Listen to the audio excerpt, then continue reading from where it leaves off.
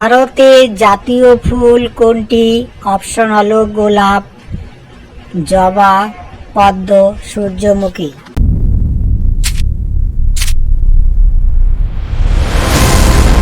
আপনাদের উত্তর হলো অপশন সি, পদ্ম।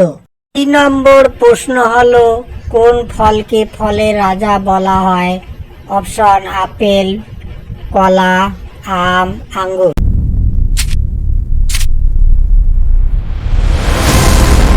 উত্তর হলো আম। আপনাদের পরের প্রশ্ন হলো সূর্যের দিকে মুখ ঘোরায় কোন ফুল? অপশন হলো গোলাপ, সূর্যমুখী, গাঁদা, জবা।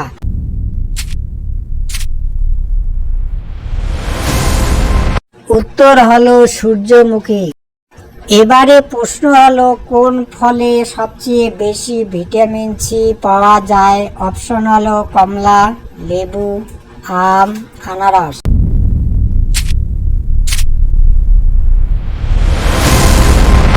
উত্তর হলো লেবু। চ্যানেলটাতে সাবস্ক্রাইব করে পাশে থেকো নতুন নতুন ভিডিও পাওয়ার জন্য।